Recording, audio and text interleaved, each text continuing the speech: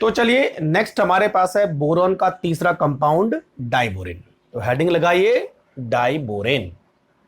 तीसरा diborane. Diborane का formula होता है बच्चों B2H6, या हम इसको लिख सकते हैं BH3 का होल राइज। ठीक है, अब देखिए बोरॉन के साथ हाइड्रोजन जुड़ा है, इसका मतलब ये बोरॉन का हाइड्राइड हुआ। तो diborane is also called boron hydride. ये तो है, तो बोरॉन के हाइड्राइड को हम डाइबोरेन बोल सकते हैं। अच्छा, डाइबोरेन के अलावा कुछ और भी हाइड्राइड पॉसिबल है? यस, बहुत सारे हाइड्राइड होते हैं, लेकिन हमारे पास केवल डाइबोरेन है जिसकी हम डिटेल स्टडी करेंगे। चलिए कुछ और हाइड्राइड के बारे में डिस्कस कर लेते हैं, है ना। तो हम यहां पर लिख सकते हैं hydride, hydrides of borane, sorry borane नहीं, boron, hydride of boron are called borane. Borane है ना, तो जो बोरेन वर्ड है उसका मतलब होता है हाइड्राइड ऑफ बोरेन। जैसे अपने कार्बन के हाइड्राइड को हम क्या बोलते हैं? Alkane, methane, ethane, propane. उसी तरह बोरोन के साथ हाइड्रोजन जुड़ा जाए तो उसको हम बोलेंगे बोरेन। बोरेन का जो जनरल फॉर्मूला है उसको हम लिखते हैं बच्चों BnHn+4। BnHn+4। अगर हमारे पास n इक्वल टू 2 है तो क्या बनेगा बच्चों? देखो B2H6 बनेगा, यानी डाइबोरेन। तो ये यहां से आया है डाइबोरेन। अगर n इक्वल टू हमारे पास 5 है तो क्या बनेगा बच्चों? B5H9 बनेगा, 4 जोड़ दो तो ये हुआ पेंटाबोरेन। पेंटाबोरेन। तो कई सारे बोरॉन के हाइड्राइड पॉसिबल है। n इक्वल टू 6 तो B6H10 हो जाएगा, दिस इज हेक्साबोरेन। हेक्सा। तो इस तरह कई सारे हाइड्राइड पॉसिबल है, उनमें से हमारे पास जो मेन इंपॉर्टेंट है वो है डाइबोरेन। क्लियर? तो आपको समझना चाहिए कि बोरेन का एक्चुअल में मतलब क्या होता है। तो बोरेन का मतलब हमने निकाल लिया, हाइड्राइड ऑफ बोरेन। क्लियर? चलो अब वापस आ जाओ डाइबोरेन पे, है ना। तो जो हमारा डाइबोरेन है उसकी प्रिपरेशन कैसे होती है पहले हम देख लेते हैं, है ना। तो चलो सबसे पहले हेडिंग लगाएंगे बच्चों प्रिपरेशन। प्रिपरेशन किस तरह बनाया जाता है? अच्छा, कई बार लेबोरेटरी मेथड और इंडस्ट्रियल मेथड के थ्रू भी बनाती है, यानी अलग अलग होते हैं, तो समझ ना जाए कि कौन लेबोरेटरी है कौन इंडस्ट्रियल है। तो सबसे पहले बच्चों हम इसको बनाएंगे, नंबर 1 मेथड है BF3 plus lithium aluminium hydride, है ना। तो यहां लगा दो आप 2 और यहां लगा दो आप 3। ठीक है, बैलेंस करने के लिए तो हम बनाएंगे पहले B2H6, इसको अलग कर दो। ठीक है, तो अब हमारे पास B2H6 हो गया।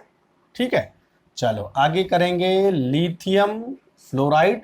ये 3 लिथियम फ्लोराइड है और AlF3 आ जाएगा, तो 3 ये आ जाएंगे, है ना।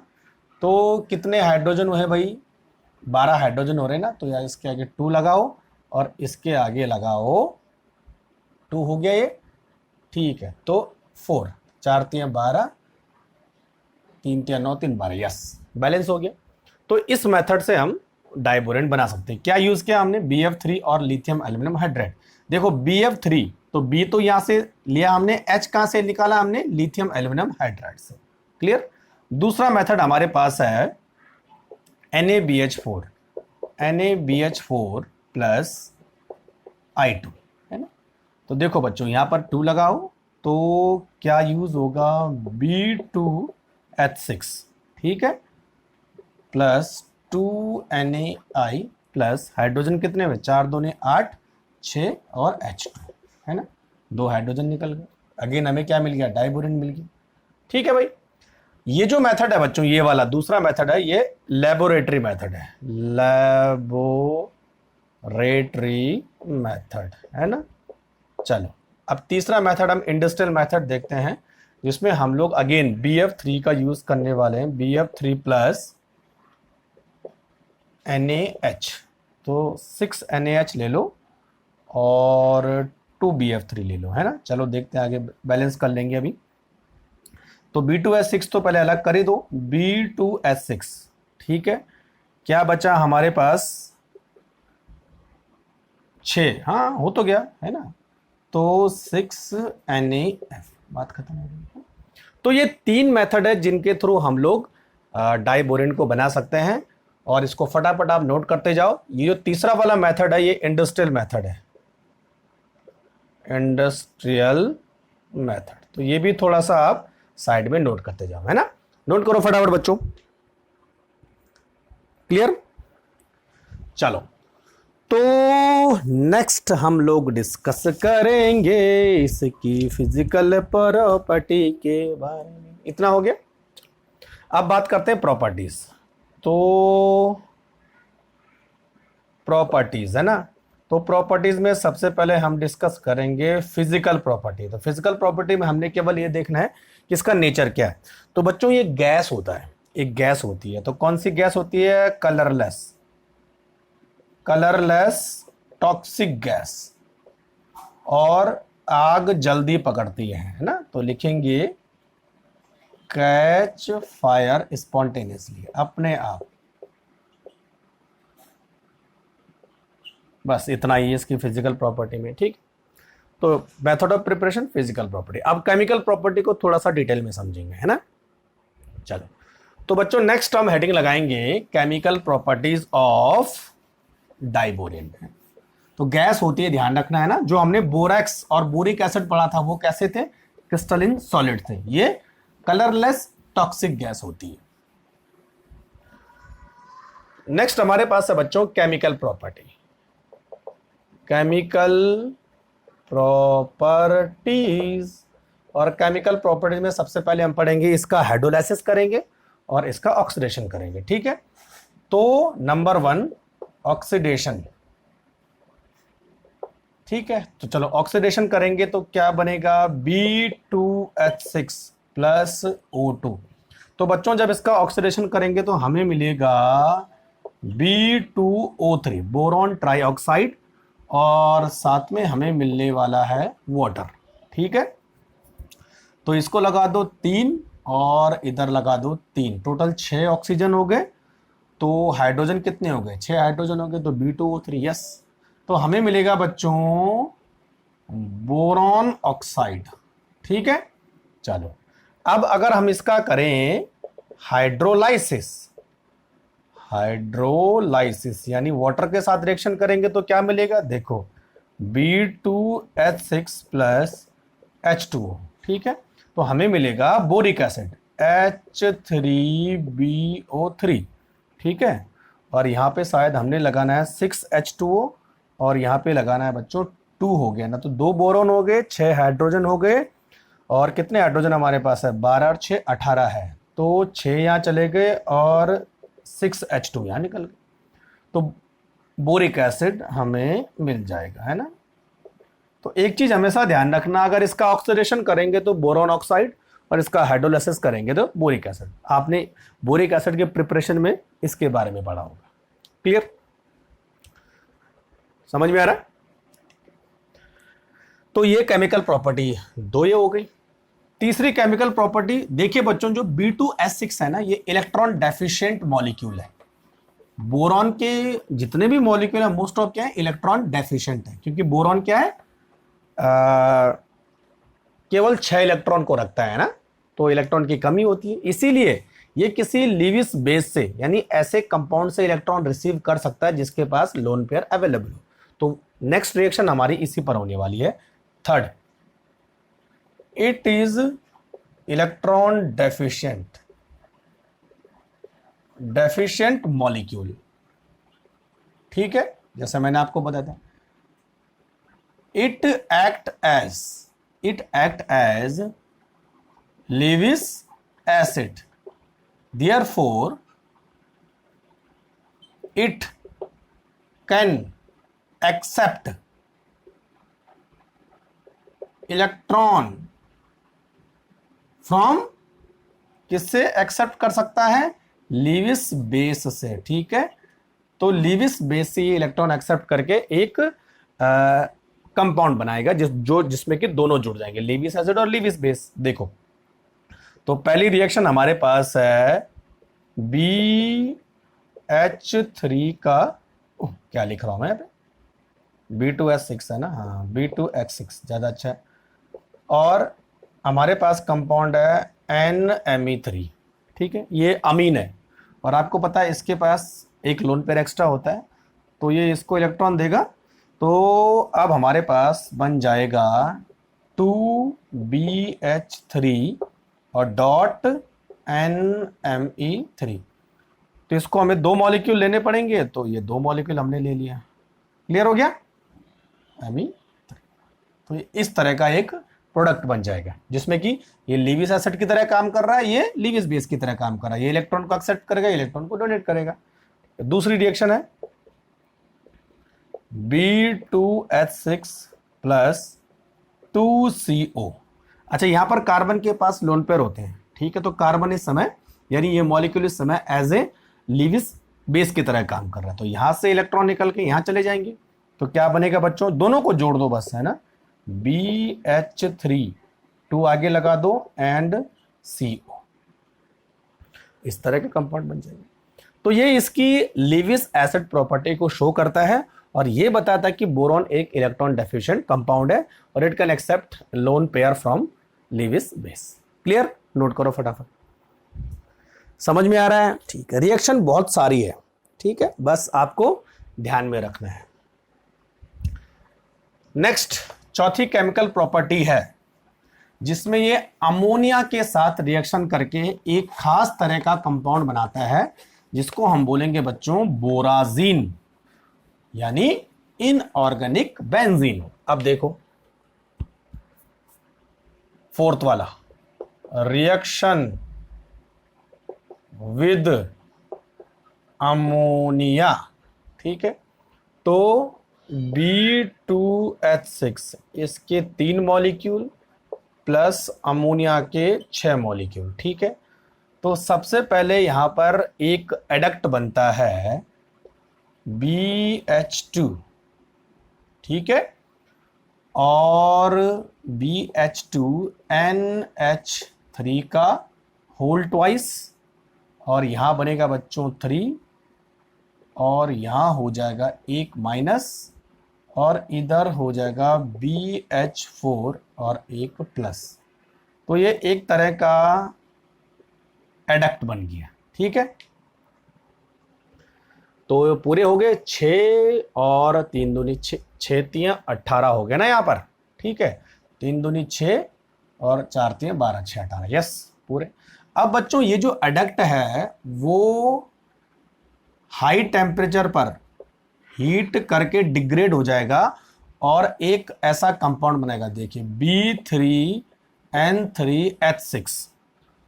तो 2B3N3H6 और प्लस कितने H2O बचे, 12 और 24, तो 12H2 यहाँ पे आते हैं। टोटल कितने H2 6 3 18 और 36 है ना, तो 12 दूनी 24 और 6 दूनी 12, तो 24 और 12 36, यस 36 H2 हो गए। तो ये एक कंपाउंड बनता है B3N3H6, इसका नाम है बच्चों बोराजीन। बोराजीन, और बोराजीन को हम बोलते हैं इनऑर्गेनिक बेंजीन। इनऑर्गेनिक बेंजीन, कई बार पूछा जाता है कि व्हाट इज इनऑर्गेनिक बेंजीन, तो उसका फॉर्मूला क्या है B3N3H6। बिल्कुल ये बेंजीन के जैसे ही दिखता है आपको, इसीलिए इसको इनऑर्गेनिक बेंजीन बोलते हैं। चलो इसके स्ट्रक्चर पर डिस्कस करते हैं। तो इसका स्ट्रक्चर कैसे होता है, देखो अल्टरनेट बोरॉन और नाइट्रोजन लगे होते हैं, तो boron nitrogen nitrogen boron boron nitrogen, इस तरह से। और हर बोरॉन और नाइट्रोजन पर जो है 6 हाइड्रोजन लगे होते हैं, इस तरह से। क्लियर, तो ये इसका एक स्ट्रक्चर होता है। अब देखिए बच्चों, नाइट्रोजन के पास लोन पेयर होता है, तो हर नाइट्रोजन के पास इस तरह लोन पेयर होगा। क्लियर, तो ये लोन पेयर क्या करेगा, इस बॉन्ड को देगा, यानी बोरॉन को देने की कोशिश करेगा, तो इस तरह हो जाएगा। तो अब इस स्ट्रक्चर को हम कैसे लिख सकते हैं, देखिए boron nitrogen nitrogen boron nitrogen boron nitrogen, है ना। तो डबल बॉन्ड कहाँ है, यहाँ, दूसरा डबल बॉन्ड कहाँ है, यहाँ, तीसरा डबल बॉन्ड कहाँ है, यहाँ, ठीक है। अगेन इस पर 6H लगा दो इस तरह से, 1 2 3 4 5 और 6, ठीक है। अब देखो बोरॉन पर 4 बॉन्ड होंगे तो बोरॉन पर माइनस आ गया और नाइट्रोजन पर 4 बॉन्ड हो गए। अच्छा, नाइट्रोजन ने इलेक्ट्रॉन दिए तो नाइट्रोजन पर आ जाएगा प्लस, बोरॉन ने इलेक्ट्रॉन दिए, अब इलेक्ट्रॉन लिए तो बोरॉन पर आ जाएगा माइनस। तो ये प्लस बोरॉन पर माइनस, नाइट्रोजन पर प्लस, बोरॉन पर माइनस, तो टोटल पॉजिटिव और नेगेटिव चार्ज इक्वल है, तो इसलिए टोटल 0 हो जाएगा। तो ये इस तरह का स्ट्रक्चर शो करता है बोराजीन। अब देखो अगर मैं बेंजीन बनाऊं ना, तो बेंजीन कैसे होता है, 6 कार्बन ऐसे, और इसके चारों तरफ जो है 6 हाइड्रोजन, है ना, इस तरह से, है ना। और डबल बॉन्ड देखो ऐसा ऐसा ऐसा, देखो it is just similar to benzene, दिख रहा है। यहां पर बोरोन नाइट्रोजन है, वहां पर कार्बन कार्बन है, इसीलिए इसको हम बोलेंगे इनऑर्गेनिक बेंजीन, क्योंकि बेंजीन के जैसे ही सिमिलर होता है। लेकिन एक चीज ध्यान रखना बच्चों, बेंजीन में जो डबल बॉन्ड का रोटेशन है वो कंप्लीट होता है, यानी हर जगह डबल बॉन्ड जा सकता है, लेकिन यहां पर डबल बॉन्ड केवल यहां इन दोनों के बीच रहेगा, यानी इस डबल बॉन्ड का कंप्लीट डीलोकेलाइजेशन पॉसिबल नहीं है, जबकि यहां पर कंप्लीट डीलोकेलाइजेशन है। तो इसीलिए कंप्लीट डीलोकेलाइजेशन होने की वजह से रेजोनेंस शो करता है, यहां पर रेजोनेंस शो नहीं होता। तो हम ये बोल सकते हैं this show partial delocalisation of electron, और यहां पर complete delocalisation, complete delocalisation of electron, ये डिफरेंस है, इसलिए इसकी स्टेबिलिटी ज्यादा होती है, इसकी स्टेबिलिटी कम होती है। तो ये हमारे पास क्या है, इनऑर्गेनिक बेंजीन। नोट करो बच्चों फटाफट, समझ में आ रहा है, ठीक है। तो ये हो गया हमारे पास बोराजीन, है ना। अच्छा, केमिकल प्रॉपर्टीज में इतना ही पढ़ना है। अब लास्ट सबसे इंपॉर्टेंट है बच्चों डाइबोरेन का स्ट्रक्चर, और स्ट्रक्चर से कई सारे क्वेश्चन JEE और नीट में भी पूछे जाते हैं। तो चलो देख लेते हैं। खास तरह का स्ट्रक्चर बनता है, एक खास तरह की बॉन्डिंग देखने को आपको यहां पर मिलेगी। अब देखो नेक्स्ट आप हेडिंग लगाओ स्ट्रक्चर ऑफ डाइबोरेन, है ना, स्ट्रक्चर, ठीक है भाई। देखो जो बोरॉन है उसका क्या नाम इसका, जो हमारा electronic configuration 1s2 2s2 2p1, है ना। अच्छा, जो हमारे पास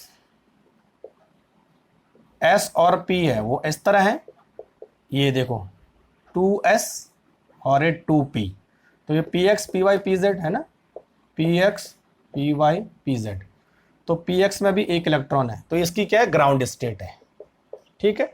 अच्छा, एक्साइटेड स्टेट की बात करें तो ये इलेक्ट्रॉन निकल के यहां चला जाएगा, तो अब कैसे हो जाएगा, देखो एक इलेक्ट्रॉन यहां और एक यहां और एक यहां, क्लियर।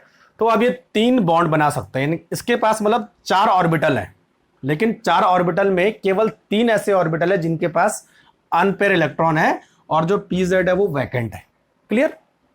तो टोटल जब आप बोरॉन के बारे में देखोगे तो बोरॉन के पास यहां पर देखिए, जो बोरॉन है उसके पास 4 ऑर्बिटल ड्रॉ करने हैं, 1 2 3, और एक ऑर्बिटल में डॉट लाइन में ड्रॉ कर रहा हूं, इसका मतलब ये वैकेंट ऑर्बिटल है। तो हर किसी के पास सिंगल इलेक्ट्रॉन है इस तरह से, लेकिन इसके पास क्या है, इलेक्ट्रॉन नहीं है। ये तो रहा टोटल 4 ऑर्बिटल है, लेकिन एक वैकेंट p ऑर्बिटल है, क्लियर। अब डाइबोरेन देख रहे हैं तो दूसरा बोरॉन भी ऐसी बनेगा, है ना। देखो बोरॉन तो 1 2 3 और ये 4, एक इलेक्ट्रॉन एक इलेक्ट्रॉन एक इलेक्ट्रॉन, ये खाली। तो this is also vacant P orbital. Clear? तो बच्चों इस तरह से हमारे पास बोरॉन का जो ऑर्बिटल डायग्राम है वो इस तरह बनता है। अब आपको 6 हाइड्रोजन फिक्स करने हैं। देखो किस तरह से होता है। यहां पे डायग्राम मैं बना रहा हूं। बी, एक तो बच्चों देखो ऐसा ऑर्बिटल था, एक ऐसा ऑर्बिटल था, एक ऐसा, एक ऐसा। क्लियर? इसके पास एक, इसके पास एक, इसके पास भी एक, है ना। और दूसरा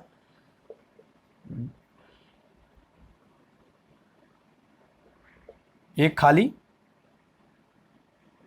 ये सिंगल इलेक्ट्रॉन वाला, ये सिंगल इलेक्ट्रॉन वाला। क्लियर?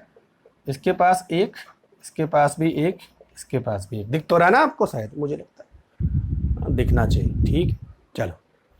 तो 2 बोरॉन के हमने 4-4 ऑर्बिटल बना लिए। ठीक है, अब हमने कितने हाइड्रोजन लगाने? 6 हाइड्रोजन लगाने। तो बच्चों क्या होता है, एक हाइड्रोजन यहां आएगा अपना इलेक्ट्रॉन लेके, तो 2 हो जाएंगे।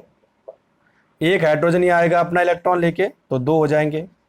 एक हाइड्रोजन यहां आएगा अपना इलेक्ट्रॉन लेके, तो 2 हो जाएंगे। एक हाइड्रोजन यहां आएगा अपना इलेक्ट्रॉन लेके, तो यहां, तो 4 हाइड्रोजन तो हमने खपा लिए। क्लियर? बचे 2। तो बच्चों देखो होता क्या है कि यहां पर कुछ खास तरह का अरेंजमेंट बनता है। जो हाइड्रोजन है वो इस तरह दोनों ऑर्बिटल के साथ कंबाइंड होता है, इस तरह से, इस तरह से। ये अब आपको क्या दिख रहा है? देखो अगर मैं इन ऑर्बिटल की बात करूं तो यहां पे बच्चों 2 अनपेयर इलेक्ट्रॉन 2 ऑर्बिटल में थे ना। इस ऑर्बिटल में एक अनपेयर था, एक इस ऑर्बिटल में एक अनपेयर था, दोनों मिलके पेयर बने, है ना। तो हमेशा ऑर्बिटल का जो कॉम्बिनेशन का कंसेप्ट है वही है कि एक हाफ फिल्ड ऑर्बिटल दूसरे हाफ फिल्ड ऑर्बिटल के साथ मिक्स होता है ऑलवेज। ठीक है, तो जब दोनों मिक्स होंगे तो एक बॉन्ड बन जाएगा। क्लियर? ठीक।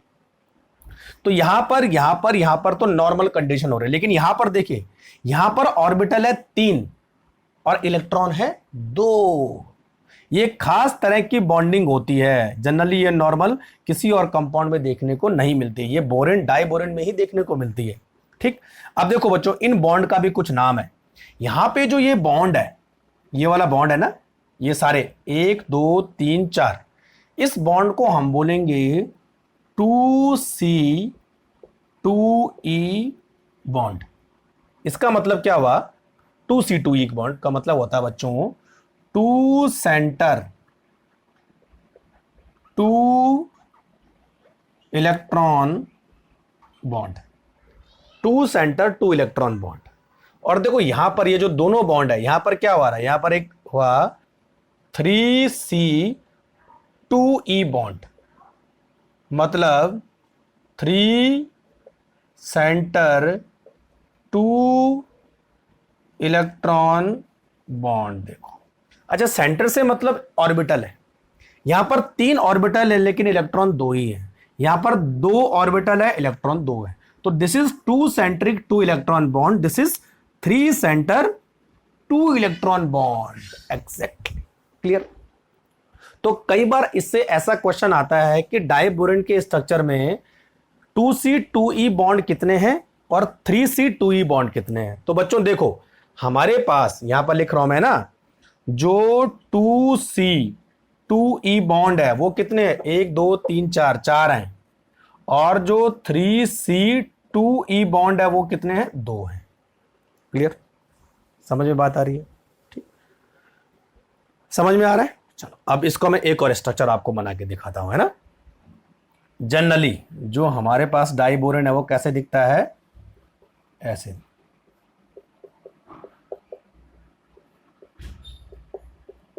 ऐसा। और ये जो बच्चों बीच वाले बॉन्ड है ना वो कुछ खास तरह से बनते हैं। इसको ऐसे बनाया जाता है, ऐसे। और इनका जो शेप है वो किसके जैसे दिखता है? बनाना के जैसे। That's why it is called banana bond. This is called banana bond, तो इन दोनों को हम बनाना बॉन्ड बोलेंगे। क्लियर हो रहा है? तो ये दोनों बनाना बॉन्ड हुए, ये नॉर्मल बॉन्ड हुए। ये 2 सेंट्रिक 2 इलेक्ट्रॉन, ये 3 सेंट्रिक 2 इलेक्ट्रॉन। क्लियर? अच्छा, यहां पर हाइड्रोजन के बारे में भी पूछ रहा था कि 2 टाइप के यहां पर हाइड्रोजन है। देखो 2 हाइड्रोजन ये है अलग टाइप के और 4 हाइड्रोजन अलग टाइप के, दिख रहा है? तो जो बच्चों ये 4 हाइड्रोजन है, देखो 1 2 3 4, these hydrogen is not terminal hydrogen. Terminal hydrogen, तो टर्मिनल हाइड्रोजन कितने हैं? 4। और ये जो 2 हाइड्रोजन है इसको हम बोलेंगे ब्रिज हाइड्रोजन। क्या बोलेंगे? Bridge hydrogen. तो ब्रिज हाइड्रोजन का नंबर कितना है? 2, और टर्मिनल हाइड्रोजन कितने? 4। तो टोटल 6 हाइड्रोजन है, 4 टर्मिनल हाइड्रोजन और 2 ब्रिज हाइड्रोजन। क्लियर? और जो ब्रिज हाइड्रोजन है वो क्या करते हैं? बनाना बॉन्ड बनाते हैं। और बनाना बॉन्ड का टाइप क्या होता है? 3 सेंट्रिक 2 इलेक्ट्रॉन बॉन्ड। क्लियर? ठीक है, तो समझ में आ रहा है? तो भाई डाइबोरेन के स्ट्रक्चर से ही क्वेश्चन आते हैं बहुत सारे, है ना?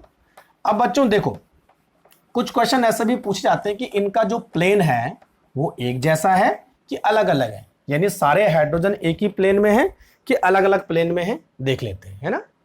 तो चलो देखो, अब मैं इसका स्ट्रक्चर एक और ड्रॉ कर रहा हूं, बी एंड बी।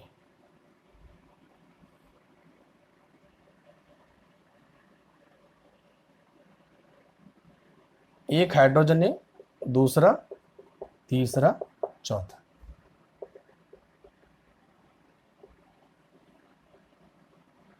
तो जो हमारे 4 हाइड्रोजन हैं ये वाले, ये एक ही प्लेन में होते हैं। They are lies in one plane, चारों के चारों, यानी 4 terminal hydrogen lies in one plane, ध्यान रखना, ठीक है?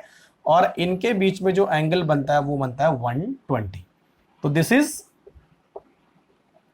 Is a plane. तो चारों हाइड्रोजन जो है एक ही प्लेन में होते हैं, और जो बीच के हाइड्रोजन होते हैं बच्चों, ये वाले, ये अलग प्लेन में होते हैं।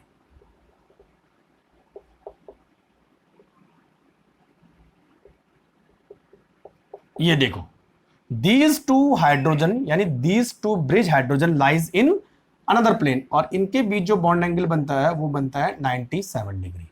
तो ये लगभग खड़े होते हैं और ये पड़े हुए होते हैं, ऐसा हम समझ सकते हैं। ये ऐसे और ये ऐसे, ब्रिज वाले अंगूठे की तरह, और जो हमारे 4 टर्मिनल हाइड्रोजन है वो पेन की सीध में। क्लियर? तो 2 प्लेन यहां पर हम ड्रॉ करेंगे, ब्रिज हाइड्रोजन अलग प्लेन में है और चारों हाइड्रोजन एक ही प्लेन में। तो ये सारा मैंने आपको बता दिया कि डाइबोरेन में किस तरह का स्ट्रक्चर बनता है, किस तरह की बॉन्ड बनती है, ब्रिज हाइड्रोजन कितने हैं, टर्मिनल हाइड्रोजन कितने हैं, बनाना बॉन्ड कौन सा है, 2 सेंट्रिक क्या होता है, 3 सेंट्रिक क्या होता है, एक प्लेन में कितने हाइड्रोजन है, दूसरे प्लेन में कितने हाइड्रोजन है, कौन कौन सा बॉन्ड एंगल है। क्लियर? तो इससे बहुत सारे क्वेश्चन आते हैं बच्चों, ठीक है? तो नोट करो फटाफट से। तो क्लियर हो रहा है पूरा?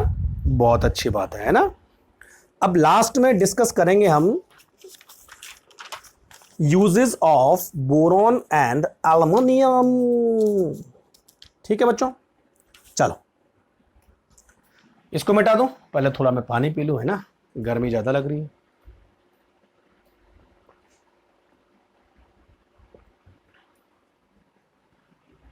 इतना समझ में आ गया?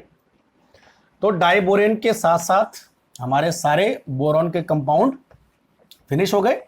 अब एल्युमिनियम का तो कोई कंपाउंड है नहीं, केवल उसके यूजेस के बारे में पूछा जाता है बस। तो अब हम बात करेंगे uses of boron and aluminium. तो नेक्स्ट हेडिंग हमारी होगी uses of aluminium and boron. तो फटाफट लिखो बच्चों जरा, ये बोर्ड खराब हो गया मुझे लगता है, मिटाई ना सही से। चलो नेक्स्ट, तो इसी के साथ फिर बोरॉन फैमिली पूरी खत्म हो जाएगी, फिर नेक्स्ट हम कार्बन फैमिली पर डिस्कस करेंगे। ठीक है, तो लास्ट हेडिंग हमारे पास है uses of boron and aluminium and there compounds. ठीक है भाई, चलो तो यूजेस में क्या है, बस 2-4 चीजें याद रखनी है। सबसे पहले use of boron, uses of boron and its compound, shortcut में लिख रहा हूं मैं कंपाउंड। ठीक है, नंबर 1 अच्छा, बोरॉन के कुछ ऐसे कंपाउंड है बच्चों जो डायमंड से भी हार्ड होते हैं और एकदम लाइट होते हैं, टफ होते हैं। तो जो बोरॉन है उनका यूज, जो बोरॉन है उनके कंपाउंड का यूज जो है बुलेट प्रूफ वेस्ट बनाने के काम आता है। तो used in the manufacturing of bullet, BULLET, bullet proof waste, और खासकर बच्चों आर्मी पर्सन को दी जाती है, ठीक है, क्योंकि उन्हें लड़ाई लड़नी होती है। तो बुलेट प्रूफ वेस्ट बनाने के काम आता है। और बच्चों बुलेट प्रूफ वेस्ट में कौन सा मटेरियल यूज होता है? B4C, boron carbide. ठीक, याद रखिए, बोरॉन कार्बाइड यूज होता है, ठीक है।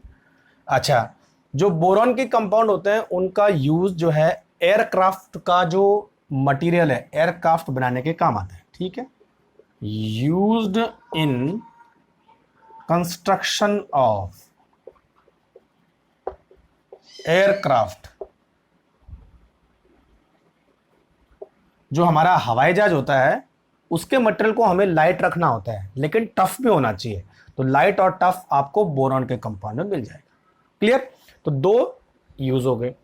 दूसरा, जो हमारे पास बोरॉन है उसके कंपाउंड जो है न्यूक्लियर रिएक्टर में न्यूट्रॉन को एब्जॉर्ब करने का काम करते हैं। तो वहां पर जो है न्यूक्लियर रिएक्टर में एज ए शील्ड ना, ताकि रेडिएशन बाहर ना जाए, और जो कंट्रोलिंग रॉड होती है, न्यूट्रॉन को कंट्रोल करने के लिए जो है रॉड बनाई जाती है उसके अंदर, उसमें यूज होता है। दूसरा यूज लिखेंगे हम, used in protective shield, used as लिखो है ना, यूज एज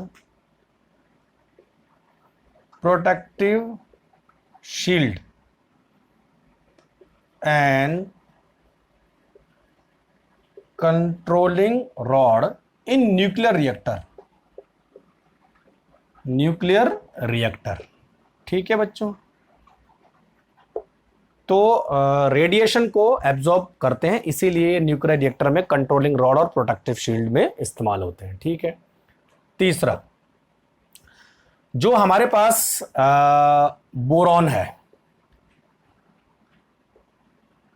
यह हम लिख सकते हैं, देखो, borax and boric acid used to prepare. आपने लेबोरेटरी में काम किया होगा तो बच्चों उसकी जो टेस्ट ट्यूब होती है या लेबोरेटरी के जितने भी ग्लासवेयर होते हैं, आपको पता है वो हीट रेजिस्टेंस होते हैं, और उन ग्लासवेयर को हम बोलते हैं बोरोसिलिकेट। तो बोरो मतलब ये बोरेक्स और बोरिक एसिड का इसमें यूज होता है, तो वही मैं लिखाने वाला हूं। Borax and boric acid are use to prepare Pyrex glass, ठीक है, REX, सॉरी ना, पायरेक्स ग्लास। और पायरेक्स ग्लास मतलब बोरोसिलिकेट ग्लास, जो हमें लेबोरेटरी में यूज करते हैं जिन ग्लास को, ठीक है। तो पायरेक्स ग्लास बनाने के काम आते हैं, ठीक है। फाइबर ग्लास बनाने के काम आते हैं, और बच्चों ग्लास वूल बनाने के काम आते हैं, ठीक है। तो ऐसे ग्लास बनाने के काम आते हैं जिनकी हीट रेजिस्टेंस पावर काफी ज्यादा होती है। Clear?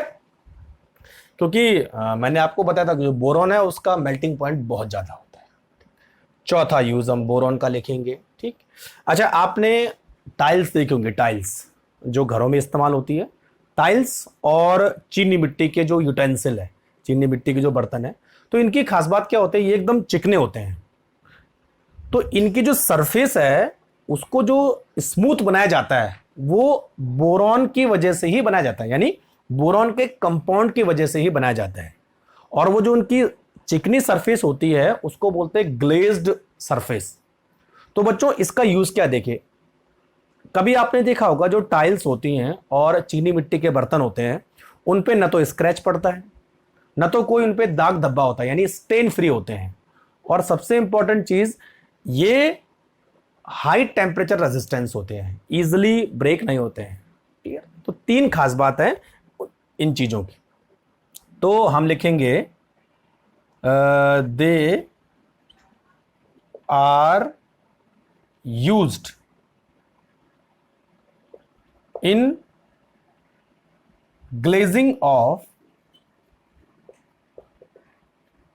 glazing of material such as tiles and earthen pot.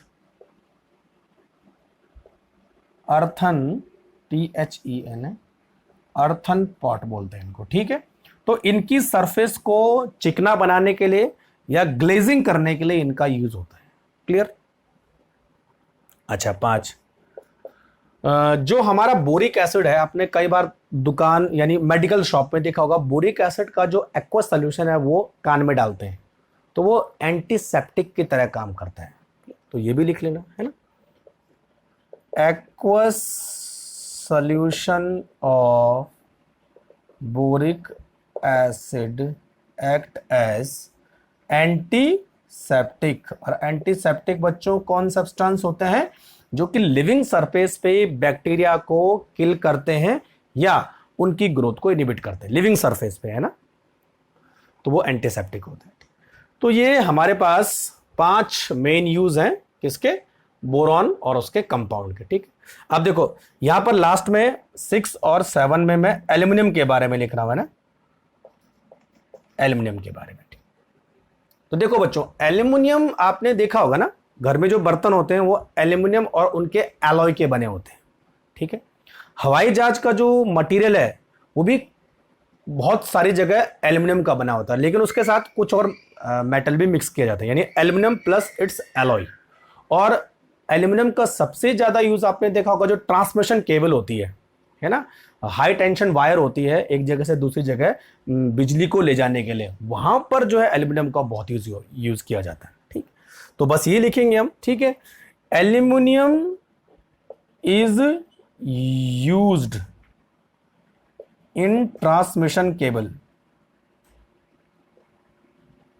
Transmission cables, है ना, क्योंकि बच्चों इसकी इलेक्ट्रिकल कंडक्टिविटी काफी ज्यादा होती है, इसीलिए ट्रांसमिशन केबल में इसका यूज किया जाता है। ठीक है, दूसरा, एल्यूमिनियम एंड इट्स एलॉयज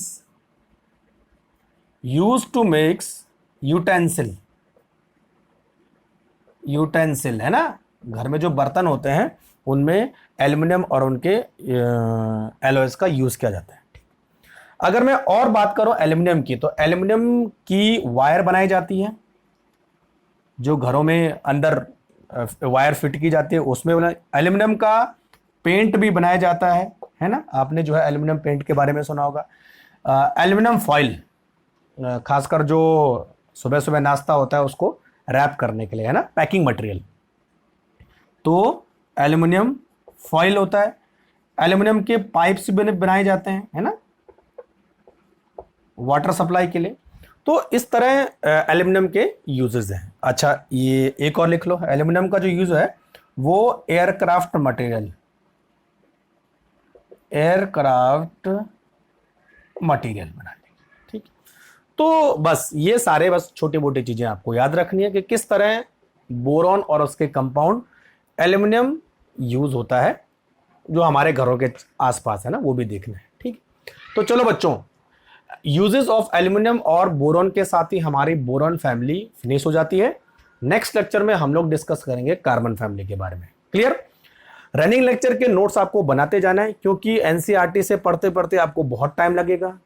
सबसे मुश्किल काम क्या होता है, कहाँ इंपॉर्टेंट है कहाँ इंपॉर्टेंट नहीं है, तो मैं आपको यहाँ पर सारी इंपॉर्टेंट चीजें बता रहा हूँ। तो ये भी आपको धीरे धीरे नोट्स बनाते जाना है, ताकि जब भी आप रिवाइज करें तो आपके लिए वो ईजी हो जाए। क्लियर? साथ के साथ आपको एनसीईआरटी की एक्सरसाइज भी सॉल्व करते जानी है ना, और इसको रिवाइज करते जाना। अब देखो बच्चों, जो हमारे पास पी ब्लॉक की रिएक्शन है ना, वो काफी कंफ्यूजिंग है। ऐसा नहीं कि एक बारी में याद हो जाती है, बहुत सारा कंफ्यूजन है, इसलिए रिएक्शन को बार बार याद करते जाना है, रिवाइज करते जाना है। क्लियर? चलो, तो नेक्स्ट वीडियो में कार्बन फैमिली के साथ मिलते हैं। तब तक के लिए thank you very much, ta-ta bye bye, नमस्कार।